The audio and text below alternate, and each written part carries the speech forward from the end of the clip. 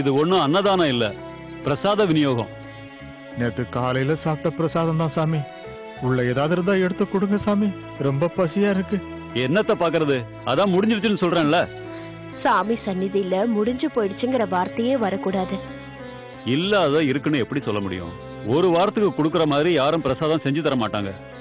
இன்னும் கொஞ்சம் இருக்கணும், போய் பாருங்க. எங்க இருக்கு? உள்ள சுவாமிக்கு நெய்வேத்தியம் வச்சிருப்பீங்கல்ல. அம்மனுக்கு வச்சதா? பக்தர்கள் பசியா இருக்கும்போது சாமியால அது எப்படி ஏத்துக்க முடியும்? நிறைய ஒண்ணும் வைக்கல, ஒரு கரண்டி வச்சிருப்பேன், அவ்வளவுதான். அதையே போய் எடுத்துட்டு வாங்க. நேத்துல இருந்து எதுவுமே சாப்பிடலன்னு சொல்றாரு. உள்ள இருக்கிற நைவேத்தியம் அவர் பசிய ஆத்தாது.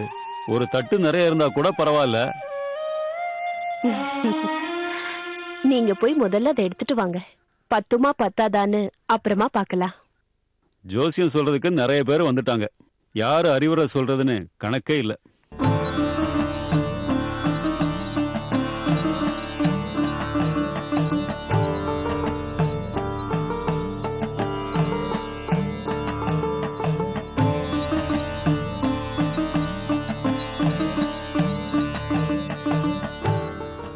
அம்மா பாருங்க, இவ்வளவுதான் இருக்கு. இவருக்கு இருக்கிற பசிக்கு இது பத்துமா? அம்மன் பசிய தீப்பாங்க. அந்த தாய் அன்னபூர்ணி இல்லையா? கொடுங்க.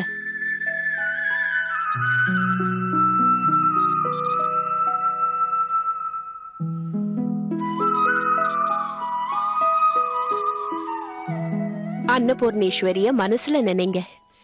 இப்ப பாருங்க.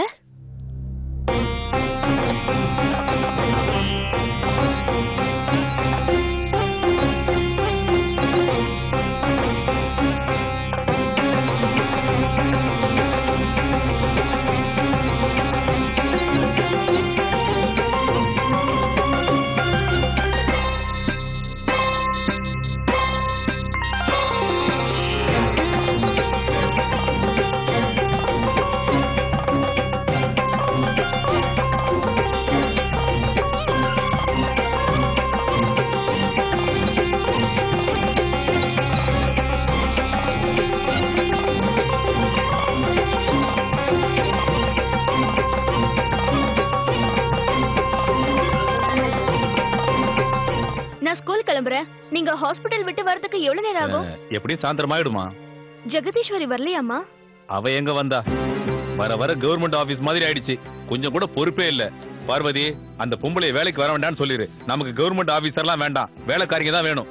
ஒரு மணி நேரம் லேட் ஆனதுக்கு எதுக்கு இவ்வளவு டென்ஷன் ஆகுறீங்க? எப்ப பார்த்தாலும் உங்களுக்கு இதே வேலை.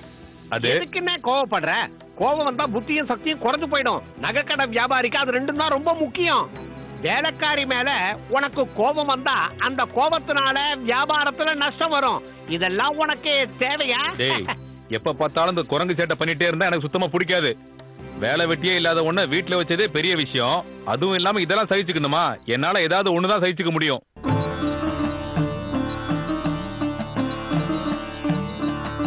நீ நினைச்சப்பெல்லாம் வர்றதுக்கு இது ஒண்ணு உங்க மாமியார் வீடு இல்ல. கவர்மெண்ட் ஆபீஸ்ல வேலை செய்யற மாதிரி இங்க வர்றதா இருந்தா நீ வேலைக்கே வர வேண்டாம், கிளம்பு. கொஞ்சம் வேலை இருந்தது, அதான் லேட் ஆயிடுச்சு. அப்படி என்ன வேலை? பெரிய IAS IPS மாதிரி பேசுற. எனக்கு வேண்டப்பட்ட ஒருத்தருக்கு நியாயம் வழங்க வேண்டியதா இருந்தது. ஆமாமா, நீ பெரிய பஞ்சாயத்து தலைவர். ஊர்ல உள்ளவங்களுக்கு எல்லாம் நீ தான் பஞ்சாயத்து பண்ண போற. எங்க கிட்ட சம்பளம் வாங்கிட்டு எங்க சாப்பாடே சாப்பிட்டுக்கிட்டு ஊர்ல உள்ளவங்களுக்கு எல்லாம் வேலை செய்ய போனியா?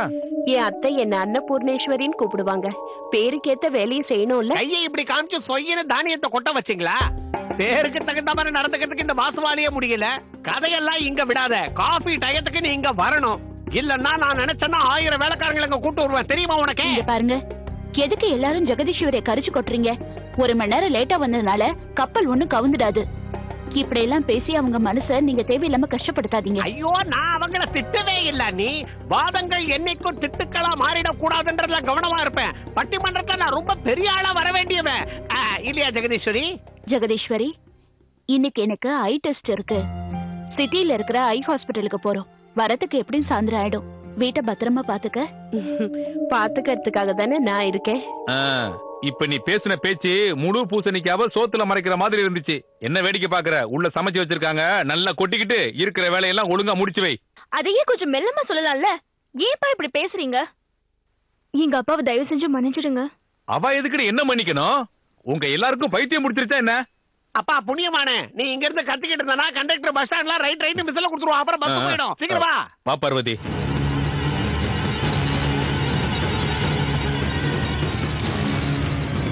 யார் நீ?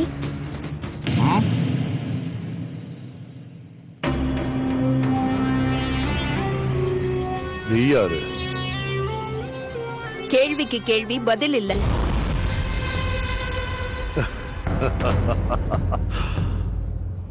என் தாத்தாவோட கனவு இருக்கு. தாத்தாவோட கனவெல்லாம் பேரனுக்கு எதுக்கு? என் தாத்தாவோட கனவு நினைவாகிறதுக்கு முன்னாடியே அவர் இறந்துட்டாரு. நிறைவேறாத அவரோட கனவை நினைவாக்கி அவரோட ஆத்மாவை சாந்தி அடைய வைக்கணும்னு நான் பாக்குறேன். தாத்தாவோட கனவெல்லாம் மனப்பிராந்தி.